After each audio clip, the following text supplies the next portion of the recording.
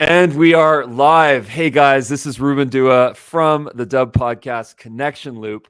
I have with me Noah Scott, and a lot of funny stories start with the sentence, "I met a guy on the internet." some good ones and some bad ones. In this case, so far, it's been a great one. Noah emailed me. Actually, he sent me a message on LinkedIn saying that he's putting together a retreat, a corporate retreat, an annual corporate retreat in Tulum, Mexico. And Tulum, Mexico is a place that I hold near and dear to my heart. It's sort of like the opposite of Cancun. Here's the spectrum of holiday. Here's Cancun, where it's crazy, the parties, the insanity. And then on this side, there's Tulum. There's the eco component. There's the culinary experience. There's the spiritual realm. So many cool things to explore here. Noah, if you could start with a quick, short bio, and then let's get into this. What's up, Ruben? Yeah, so Noah Scott, I've been doing these things with the in-person retreats for the last 10 months or so. Been doing lots of events before that, but I'm all in on human connection, connecting entrepreneurs, helping each other grow through network, and yeah, that's kind of my thing. Been doing a lot of video work back in the day. Now I'm all focused on really just human connection. So what I really love about your intersection is that there's a couple of things that you sort of embody.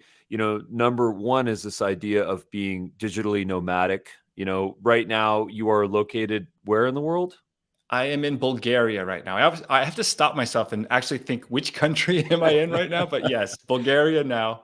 Before that was Romania, and I'll be back in the Latin America zone in October. Okay, got it. So the Venn diagram for you is digital nomad. That's one side, but then the other side is actual virtual connections. But then the bottom one is actually getting people back into the physical world at a location on a recurring basis. And I think that when you apply those things, I think that that's the perfect mix, because we're all living in some of us are in most of us, all of us, I would say, are in virtual environments in some capacities. Some of us can be in a digitally nomadic situation depending on family choices and sort of lifestyle choices. And then wouldn't it be great if we could all connect in the physical world in a beautiful place like Tulum, Mexico? And here you are doing all three of those. It really is magic when you have the in-person.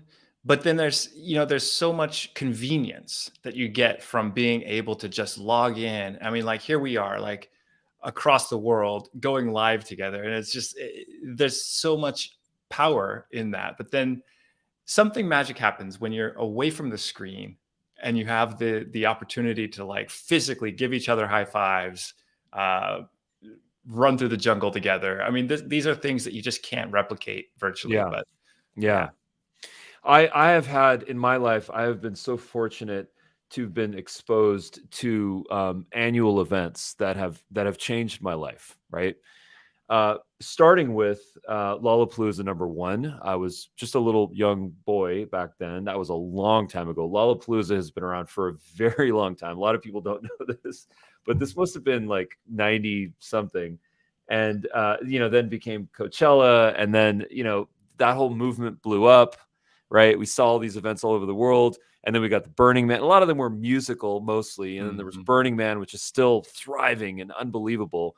And now what I've been noticing is more of this within a corporate capacity, because, if you tell your wife, honey, I'm going to Burning Man for a week and I'm just going to do it to, for perspective and clarity for work, she or he are going to be like, what are you talking about? So, there needs to be some, honest, justifiable retreat that we all can participate in to really attain the thing that you mentioned early in our call, which is clarity. And I might add to that perspective, because when we get distance from things, we can start to see the truth, the answers, and find all the solutions to the problems that we're facing with. And and let's face it, like I think entrepreneurs, business owners, executives, we're kind of weird people. I think really thinking about how much we value our time, the last thing we want to do is go get wasted and feel like crap coming back from a binger. Yeah. Mm. When there's the opportunity to go on a trip or a vacation, there's something about having it be tied to the values that we live in our day-to-day life, which is, optimizing our health, optimizing our body, filling our soul and our brain with good information. And that was, I think, the big reason why, like, I started to really get tired of showing up to, I can't go to a nightclub. It's just like, it doesn't fulfill me on those levels, Yeah. that having something that, one, you're surrounded by other like-minded people. So it's like the conversations can be stimulating, the energy is great, but it's also wholesome and invigorating. I think Yeah. that's another trend. I think that people are starting to realize that, wow, when I'm going on a vacation, when I'm taking time off, how cool would it be if I could satisfy the need to relax and recharge and explore, but also come out feeling like I'm learning something, I'm making connections with other people.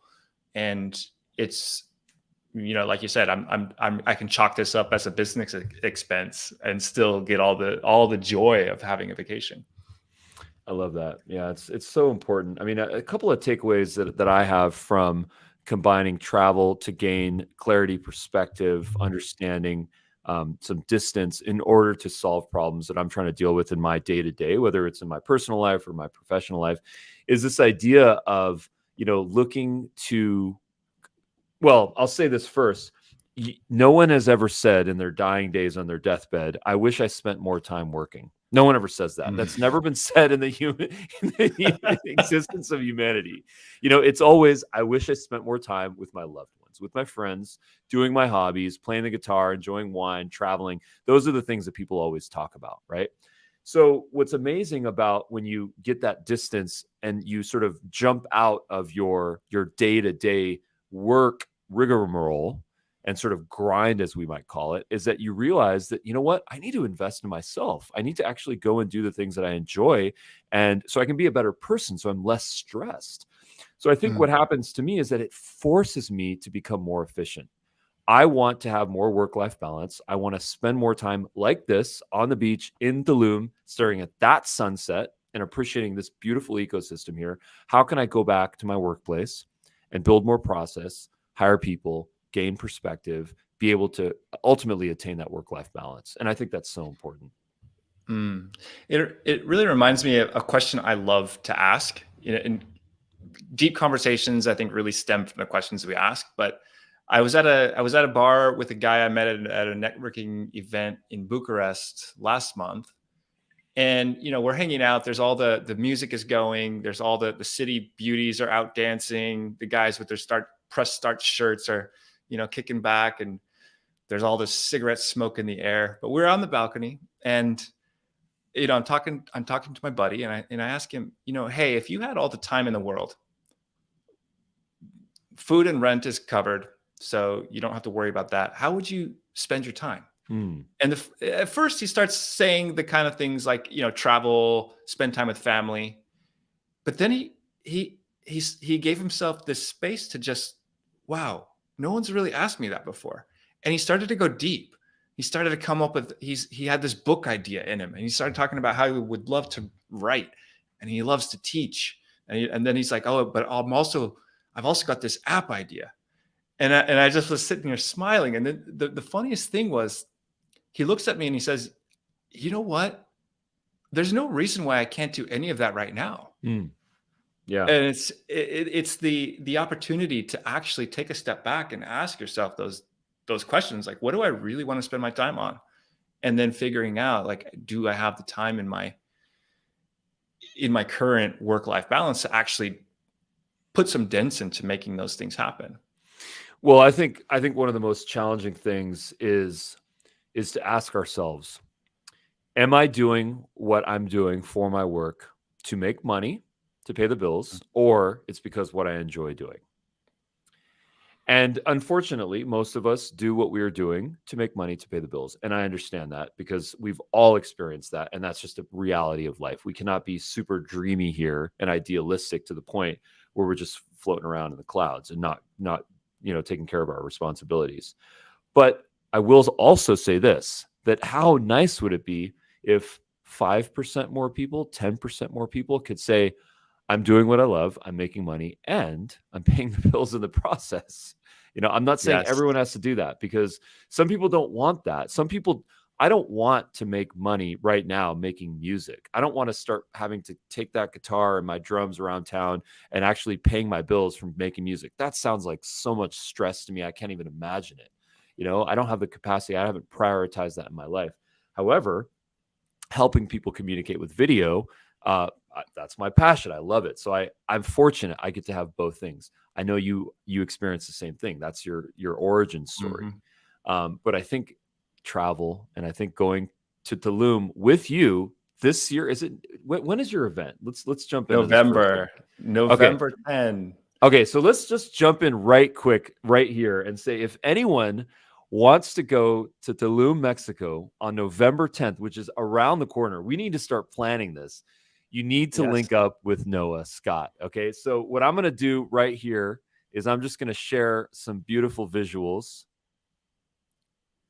of what that looks like. So you've got a great website, thebigpossible.com. Encourage people to check that out. thebigpossible.com/Tulum. There it is. There's nature.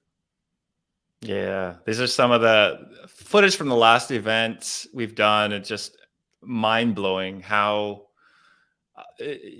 people are just coming up to me with tears in their eyes, just talking about how magical the trips have been, and just absolutely every single time I'm just blown away. But yeah, look at this. I mean, that's pretty cool.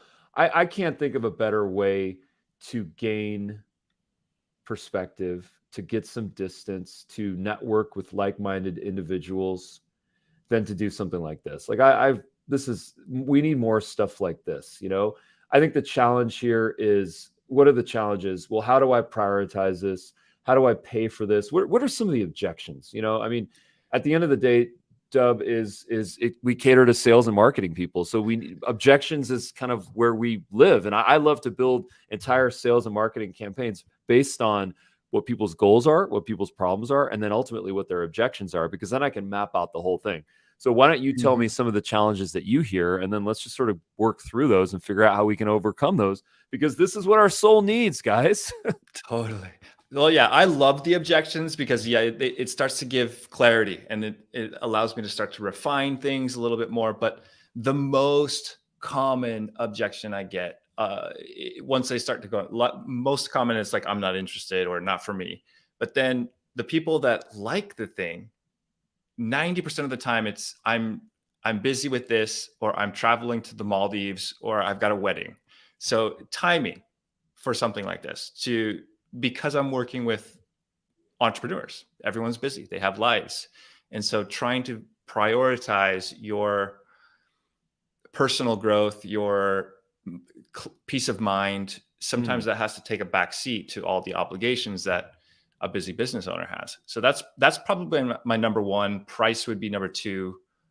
But more often than not, I mean, it's for all that the value is included, it's pretty much comparative to most other experiences out there. So, but yeah, okay, got it. Those are pretty much the two.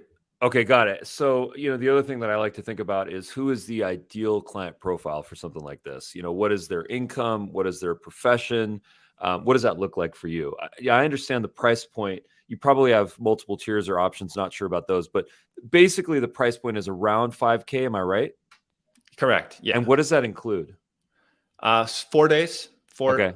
4 nights accommodation in the villa, all the food, 12-month mastermind.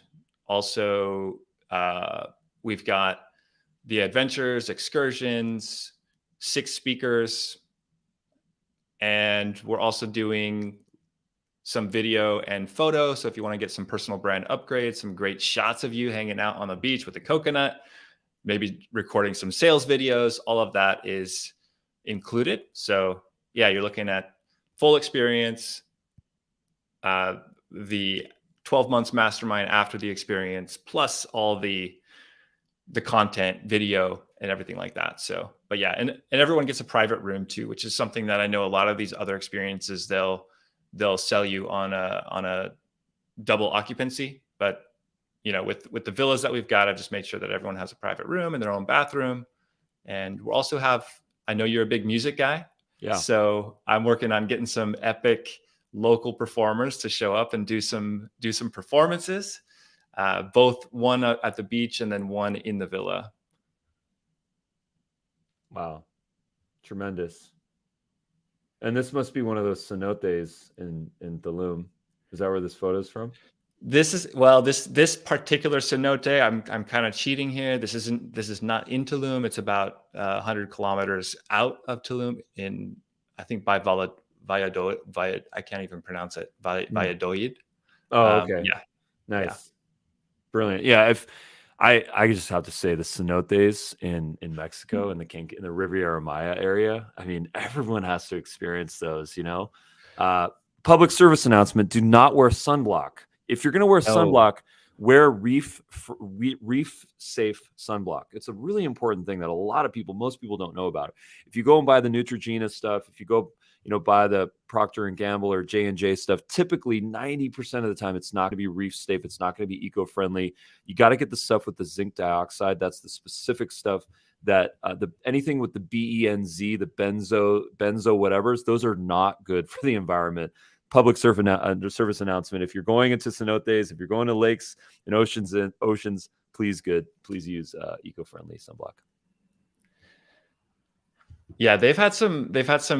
I like that a lot of the cenotes do have the little showers before you go in, which is correct. Great. You get all, and they're really strict about that too, because they've got turtles in there, they've got all the fish and wildlife, and it's not like something where you've got just a constant flow of water flowing through. And even at the beach, man, it's like there's so much going on there. I want to shed some light here, some reality, some sadness actually that I've experienced. When it comes to my travel, when it comes to my sort of eco adventures, and it's something I've experienced, especially now within the last 2 years, since I've traveled a couple of times now, and it's very specifically this. So I've been scuba diving since 1994. Okay, I got certified back then. And I've been to some tremendous places. I've been to the Caribbean. I've been to the Great Barrier Reef, Belize, Hawaii, Mexico, unbelievable experiences. And what I've noticed in the last 20 years is that the reefs don't look the same. Mm-hmm. Okay. And this is a really important topic. And this is not fear mongering. This is not trying to put some sort of policy recommendation on folks. That's not what this is. What this is simply sharing my perspective that when I scuba dive now in the same places that I did 20 years ago, it looks dramatically different. What am I talking about? Number one, the reefs are somewhat bleached. You'll notice that the corals look different. There's a lot more dead corals. Number two, there's less wildlife. When I was when I went to Mexico a long time ago, decades ago, and I went on the turtle dive in the reef, there was a lot of turtles. It was amazing. There was schools of turtles. What's the right way to say a group of turtles? A group of turtles. Let me Google that one. Oh yeah. There was a lot of turtles. There was 2 turtles this time. There was 2 turtles. Oh my God. And it made me sad. And I'm in this sort of this deathly looking coral reef where everything looks, there's very little vegetation, very little, aquatic life. That makes me sad. Why am I saying this? It's important to get back into nature. It's important to get back into the nature to remember what one of our responsibilities is, why it's important to connect back with nature. We come from nature. Nature is perfect. We are imperfect. We are humans. We are making decisions. We are not perfect. Nature is perfect. So this is my sort of inspirational way to say, number one, it's important to travel, go back into nature, understand what's happening, gain perspective. Don't just, have a blind eye to it. If you can affect change in some capacity, do so. If you can make a donation, if you can support a cause, it's very important to do that.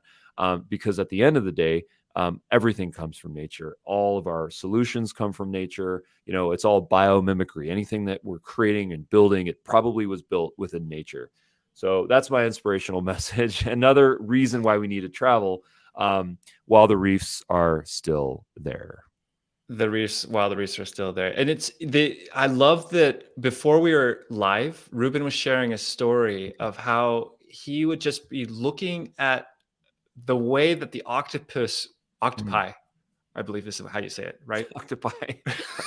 So, well, Octopi. how That the sounds good. octopi were moving, and he created a an analogy for how he would respond with his wife and how the communication was going.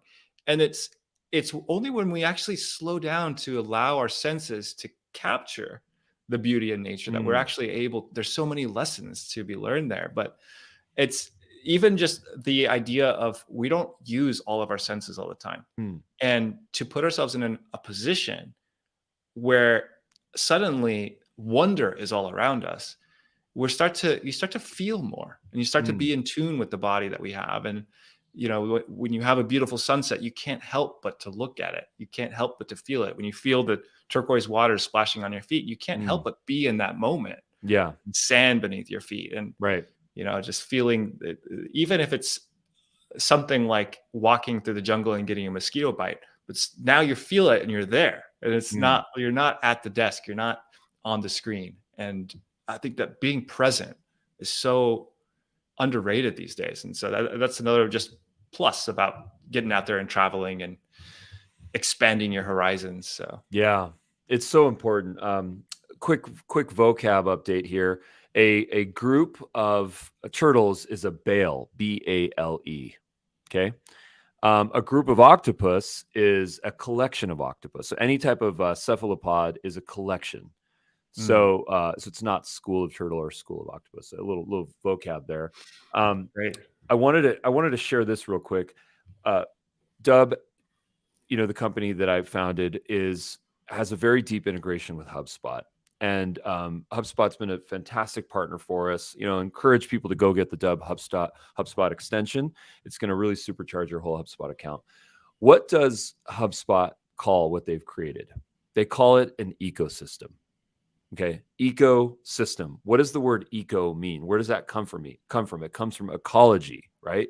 So if these great billion-dollar companies are building these ecosystems, what are we building? We are building ecosystems. Maybe they're not at the same magnitude, but they're still ecosystems. If we want to see the best ecosystems that have been built, again, we have to go to nature.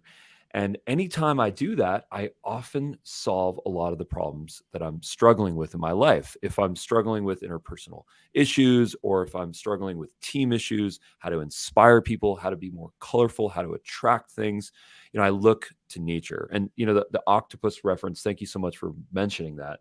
That was inspired by the documentary The Octopus Teacher, Netflix. Encourage people to check it out. Absolutely stunning, absolutely beautiful. It's amazing what we can learn, not just for interpersonal and for love and how to attract a mate watching a peacock. That's super obvious. I'm talking about business. I'm talking about business problems. Okay. It works. It works in business too. Yeah. Just ruffle your feathers a little bit. Right? I mean, why do I have colored lights behind me? Yeah. There we go. in the honest hour here. Nice. So tell me a little bit about your process so far. What I'm going to do is I'm going to build up a little screen sharing here. I'm going to pull up your LinkedIn page. Yeah. Maybe you could tell us about what your marketing effort has been to date. We're all about learning how others are selling, learning how others are evangelizing, building contacts, building relationships. I know that you and I connected on LinkedIn. So, what a great case study of LinkedIn. I mean, every day something great happens on LinkedIn.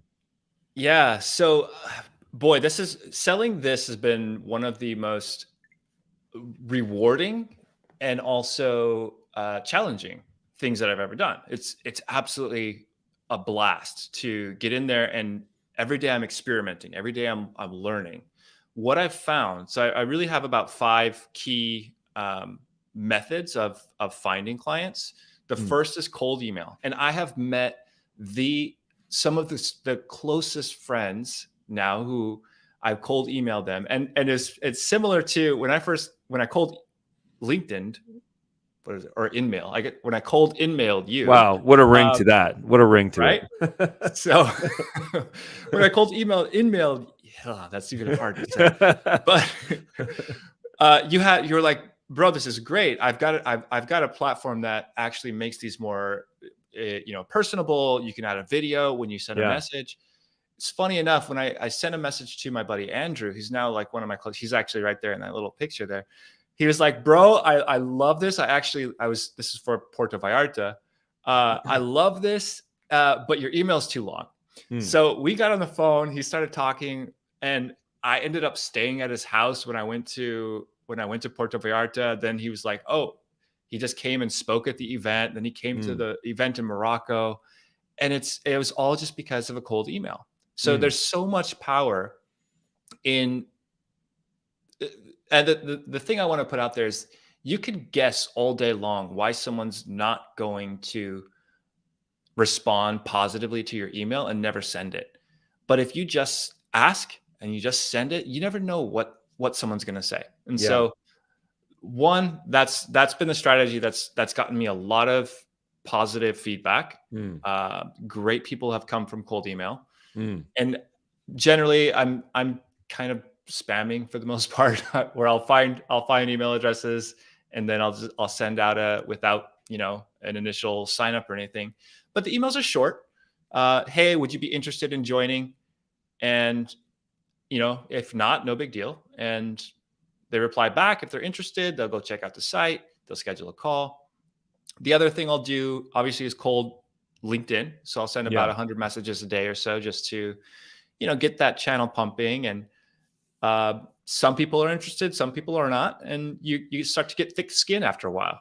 Yeah. And what I love about LinkedIn is you can really just filter based on where people live, the types of jobs they have. And so I'm looking for founders, I'm looking for executives, I'm looking for creative directors, people who are established enough that they can relate to the content. Because it's such an entrepreneurial focused event, everyone there is going to be talking business. Everyone there is going to be talking networking, strategy. And so it's important to kind of have everyone at that same level.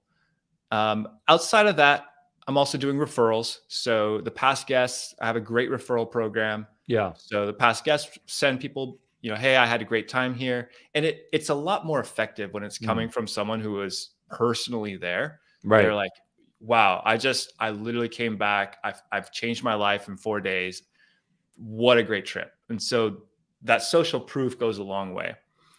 From there, I'm doing podcast interviews like this, a little PR, trying to get that muscle moving. So there's, some momentum. And I've got some paid ads that I've been experimenting with, and we're just starting to scale that a little bit this week. So we'll see. Hopefully that will start to finish the job. Nice. And I guess the final piece is I'm looking for some really epic, like entrepreneurial influencers to come. And then that would, I think, be that final piece where it's like they can also now start to evangelize the event and get the word out. So nice. 5 strategies right now. And so far that's got me busy. Once we get things automated, I may start to be able to add some additional channels, but that's kind of what's been working so far. Nice. I actually pulled up the message that you sent me, and let me just pull that up again, if that's all right with you. Totally. Since this is Honest Hour, and this is the email, this is the LinkedIn message that you sent me that I responded to. This is super cool. We were not connections. We've never spoken before. Hi Ruben, how are things? I'm putting together a pretty epic retreat for entrepreneurs in Tulum this November, and thought you might be right up your alley. Would be an intimate group of 20 founders, leaders, and speakers, igniting growth, so on and so forth. And then there's a link with a nice image with this dancer here, this Mayan dancer, if I'm not mistaken. And then boom, I sent you a response back and I say, Tulum is my fave. Check out Dubb. Let's talk. I want to support you. I want to help you. And here we are in this call. So, for folks out there that believe that people do not respond to cold LinkedIn message, here's proof that people do respond to cold LinkedIn messages. I encourage people to know what you're doing because it works. Now, the reality is that most people do not do it this way. Now, obviously, your offering is pretty cool and pretty sexy. And a lot of people, it's maybe something sort of boring, right? But at the same time, we have a duty to go and find that ideal client profile, to come up with a visually engaging message, which is what you have, with a clear value proposition and a clear call to action, and then some follow-ups, and it works. So nice job. And there's also the testing that goes into it. So and aligning your message so that it actually connects on an emotional level. That was something that at the beginning, oh man, I tried, but they were pretty bad. My messages were terrible. Yeah. And now I'm able to look at, I'm like, great, I'm getting whatever 98% open rates on my cold emails. I think it helps having a subject line like, hey, do you want to come to Tulum? That people are like, oh, wow, what's this? But something like at the beginning, I was like using the canned templates, like quick question, like 2% open rates, and just nobody cares. Yeah. Right. That makes sense. Well, one of the things that I think we're going to do in another video is I'm going to show you some things that I'm really passionate about. I'm using the software that my team and I built so that you can do a couple of things. Number one is capture video testimonials. I know that you have some. We're going to get those in a holistic single place, and then we're going to build some playlists. So a video email that you can send, a video LinkedIn message you can send using the Dubb Chrome extension, and then have a quick personalized pitch from you, followed by some personalized video testimonials that auto play. After all, it's not what we say, it's what other people say. It's how they experienced this, how they gained lift and gained perspective and had results, and that's exactly what you're providing, right? So I'm going to show you how to do that. I'm also going to show you how to just send video messages where you can get activity reporting, because a lot of the times you'll send a message to someone. Yes, you know that they opened it. Yes, you know that they clicked it. But did you know that they watched 100% of the video or 10% of the video? And based on that, ask them questions. I noticed you watched 100% of the video. It seems like you're interested. Can I answer any other follow-up questions that you might have? Sometimes we have to do that sort of additional nudge to people if they haven't fully raised their hand, if like they've expressed some interest through an engagement. And from a sales perspective, it's still engagement. Even though it's not an email reply, it's still engagement. And that's a video watch. So I'm going to show you how to do that with real-time activity reporting. And Noah, I'm so psyched to have done this, man. Any closing thoughts? I mean, let's get a clear call to action on how people can go to Tulum with you. That is super easy. thebigpossible.com/Tulum. And to register, there's a button right at the top. You just click that, apply now, and you just book a time with me on my calendar. I do have to interview every person that comes, really to maintain the group integrity and to also make sure that it's something that will be a fit for what you're looking for and I can meet your expectations. But yeah, that's pretty much it. If you want to join the experience, let's set aside some time and chat. And then also, if you just want to cruise in, listen to my podcast, which I'm going to see if I can rope Ruben into being a guest on that show. It's also at thebigpossible.com. And I think that's pretty much it. Nice. And I just put that URL as a comment in the video feed here on any channel that you're listening to. So that once again is thebigpossible.com/Tulum. That's TULUM. And then also recommend that you connect with Noah on LinkedIn. Awesome. Amazing. Noah, thank you so much. Killer, brother. Yeah. Que la vaya bien. Con mucho gusto. Muchas gracias. Muchas gracias. Hasta luego. Hasta luego.